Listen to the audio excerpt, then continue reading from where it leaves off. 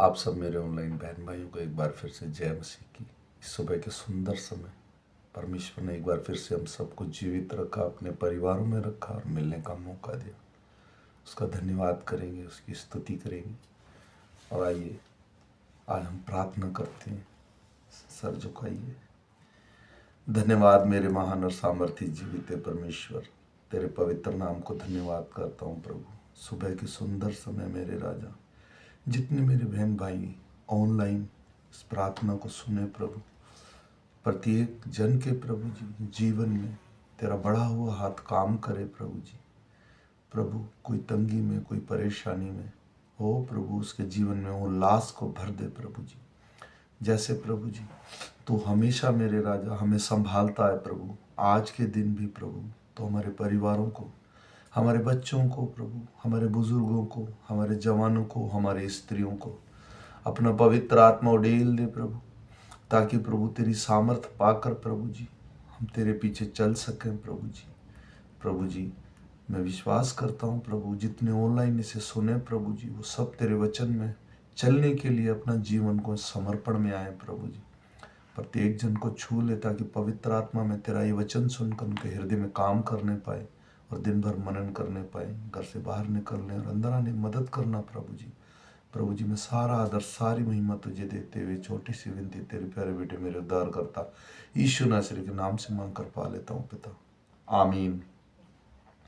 मेरे भाई बहनों, मैं कोई पास्टर नहीं हूँ, मैं आप जैसा विश्वासी हूँ, पर मैं चाहता हूँ कि बेसिक बाइबल, मसीह व्यक्ति बेसिक बाइबल आना चाहिए। क्योंकि जब हम स्वर्ग में जाएंगे, वहाँ परमेश्वर हमसे ये नहीं पूछेगा कि आपने कितनी बाइबल पढ़ी, वो आपसे ये भी नहीं पूछेगा आपने कितनी प्रार्थना करी, लेकिन आपको पूरी बाइबल की जानकारी जीवन में एक बार होनी चाहिए। ये परमेश्वर का वचन कहता है, इसे पढ़ो, इसे मनन करो। तो इसलिए मैं चाहता हूँ कि जो भी मसीह व्यक्ति, जो परमेश्वर को अनुग्रह को समझना चाहता है, जो उसकी दया में जीना चाहता है, उसके लिए बाइबल पढ़ना बहुत ज़रूरी है। जब तक हम बाइबल नहीं पढ़ेंगे, हम परमेश्वर के विचारों को, उसकी आज्ञाओं को नहीं जान पाएंगे। तो इसलिए हम सुबह का वचन पढ़ेंगे। सुबह हम नया वचन पढ़ते हैं, शाम को हम पुराना वचन पढ़ते हैं। तो सुबह आज पढ़ेंगे मत्ती की पुस्तक में से 26 अध्याय का 51 वचन से लेके और 75 वचन तक। इसके पढ़े और सुने जाने पर प्रभु की आशीष हो। यीशु के साथियों में से एक ने हाथ बढ़ाकर अपनी तलवार खींच ली और महायाजक के दास पर चलाकर उसका कान उड़ा दिया। तब यीशु ने उनसे कहा, अपनी तलवार मयान में रख ले, क्योंकि जो तलवार चलाते हैं वे सब तलवार से नष्ट किए जाएंगे। क्या तू नहीं जानता कि मैं अपने पिता से विनती कर सकता हूँ और वह स्वर्गदूतों की 12 पलटन से अधिक मेरे पास अभी उपस्थित कर देगा? परंतु पवित्र शास्त्र की वे बातें कि ऐसा ही होना अवश्य है कैसे पूरी होंगी? उस समय यीशु ने भीड़ से कहा, क्या तुम तलवारें और लाठियां लेकर मुझे डाकू के समान पकड़ने के लिए निकले हो? मैं हर दिन मंदिर में बैठकर उपदेश दिया करता था और तुमने मुझे नहीं पकड़ा, परंतु यह सब इसलिए हुआ कि भविष्यवक्ताओं के वचन पूरे हों। तब सब चेलों ने उसे छोड़कर भाग गए। तब यीशु के पकड़वाने वाले उसके काइफा नामक याजक के पास ले गए, जहाँ शास्त्री और पुरानी इकट्ठा हुए। पतरस दूर ही दूर उसके पीछे पीछे याजकों के आंगन तक और भीतर जाकर अंत देखने को प्यादों के साथ बैठ गया। प्रधान याजक और सारी महासभा यीशु को मार डालने के लिए उसके विरोध में झूठी गवाही की खोज में थे, परंतु बहुत से झूठे गवाहों ने आने पर भी ना पाई। अंत में 2 जन आए और इनसे कहा कि मैं परमेश्वर के मंदिर को ढा सकता हूँ और 3 दिन में बना सकता हूँ। तब महायाजक ने खड़े होकर यीशु से कहा, क्या तू कोई उत्तर नहीं देता? ये लोग तेरे विरोध में गवाही देते हैं।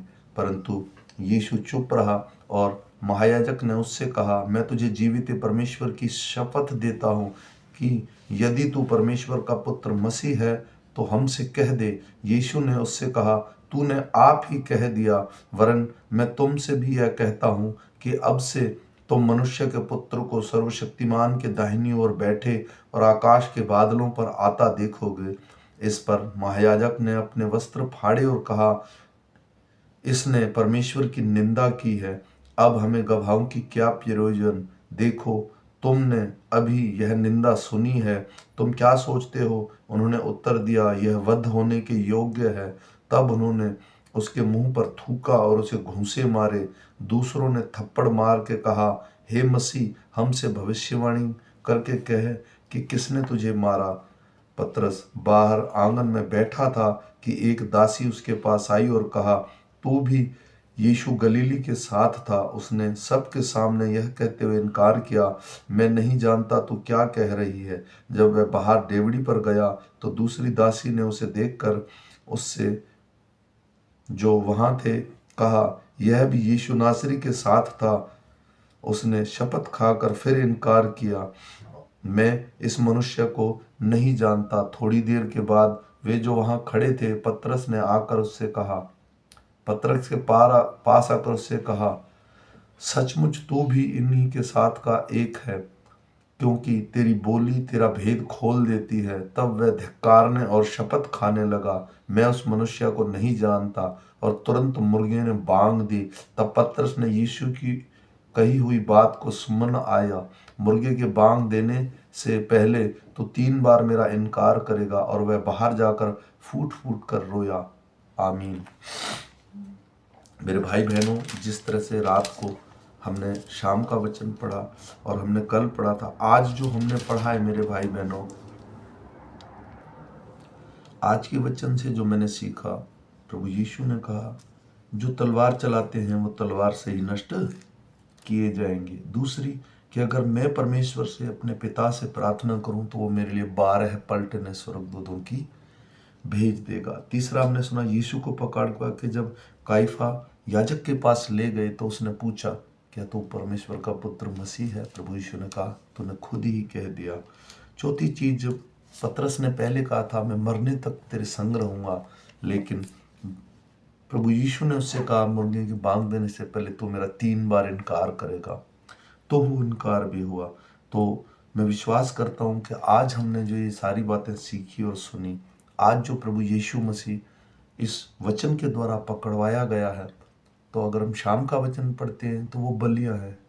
उन बलियों को पूरा करने के लिए, जैसे प्रभु यीशु मसीह ने कहा, ऐसा ही होने दे, क्योंकि भविष्यवक्ताओं की वाणी पूरी की जाए। तो जब प्रभु यीशु मसीह क्रूस पर चढ़ाया जाएगा तो वो जो जितनी भी बलियां हम शुरू में पढ़ रहे हैं व्यवस्था में, सारी खत्म हो जाती हैं। तो इस तरह से समझने के लिए ये बाइबल ही बाइबल को एक्सप्लेन कर सकती है। जितने भी मेरे ऑनलाइन बहन भाई हैं, एक दूसरे को शेयर कीजिए वचन। और ये जो वचन है यही हमारे जीवन का आधार होना चाहिए, क्योंकि ये अंत का समय है। इसलिए मैं आशा करता हूँ कि हम सब लोग फिर मिलेंगे शाम के वचन के साथ। तब तक सबको जय मसीह की।